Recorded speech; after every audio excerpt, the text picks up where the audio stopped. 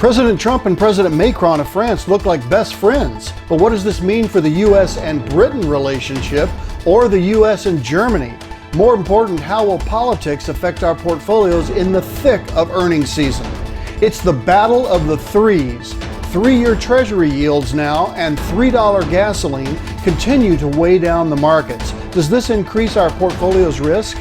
The energy and infotech sectors offer hope on the relative rotation graph and announcing our first webinar. Do you know what's in your portfolio? If you don't, you should. If you want to know, we can help.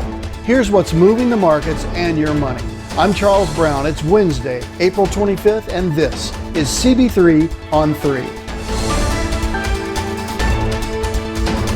At CB3 Financial Group, we don't just manage your assets, we become one of them.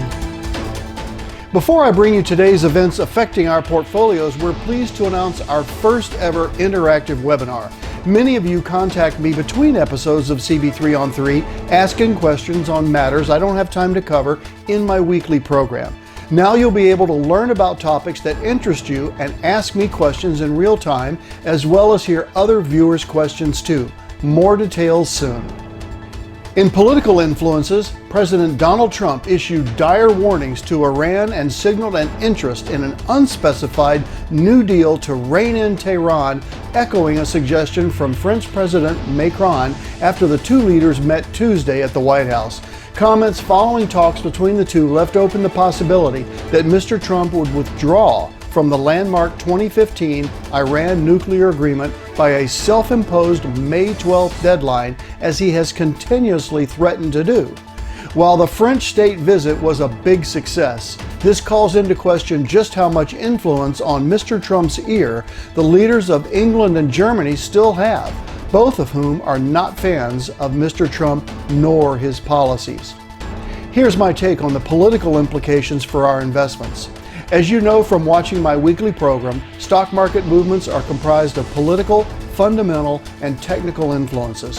While the U.S. and France solidified their ties this week, President Trump is not on favorable terms with Theresa May, the Prime Minister of England, nor Angela Merkel, the Chancellor of Germany. How does this affect our portfolios? With Mr. Trump's preference for bilateral rather than multilateral trade agreements, the inability to work effectively with Britain's and Germany's leadership could cause a trade war with our key European allies, and that would not help our portfolios. That said, we think stock market participants are overreacting currently to those influences, which is why we at CB3 remain fully invested at this time. In fundamental influences, it's the battle of the threes. The U.S. Treasury yield is now above 3%, and at the same time, gasoline in the U.S. is hitting $3 a gallon for the first time in quite a while.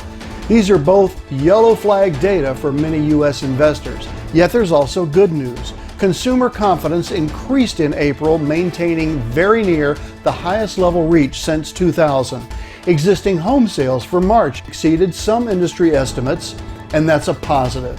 And first quarter corporate earnings continue with an impressive 20% year-over-year increase, which is above the 18% expected as of April 1st of this year.